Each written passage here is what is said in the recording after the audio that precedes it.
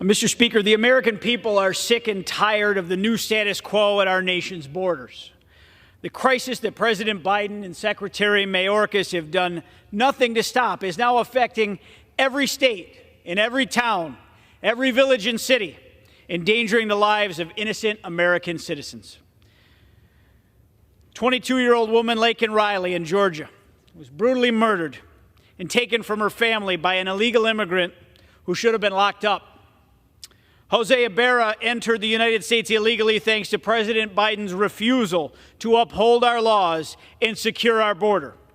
He was given a one-way ticket on the taxpayer's dime to New York City, a city that, thanks to Democrats in New York, has been declared a sanctuary city. Again, this is a self-made, self-imposed crisis on the American people.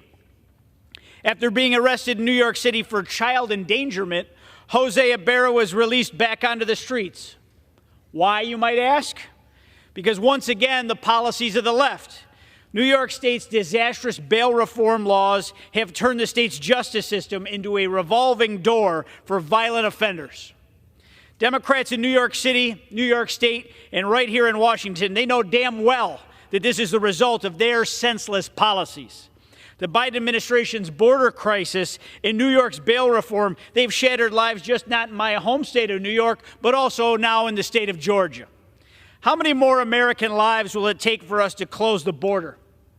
How many violent crimes will it take for this administration and Democratic leaders in cities and states across this country to end their disastrous policies that are endangering the American people and threatening the sovereignty of this country? I strongly support H.R. 7511, the Laken Riley Act, and I'm a proud co-sponsor because enough is enough, Mr. Speaker.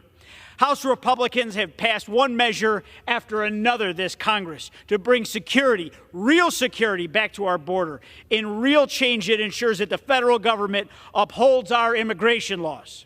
Our solutions have been greeted with a resounding opposition from the same Democrats whose policies have led to this crisis on our border, the crisis in New York City, and now a horrific tragedy in murder in Georgia. I strongly support passage of the rule today, and I urge my colleagues on the other side of the aisle to wake up to this crisis and see the suffering of citizens and non-citizens alike have endured, and support H.R. 7511, the Laken Riley Act. And with that, Mr. Speaker, I yield back.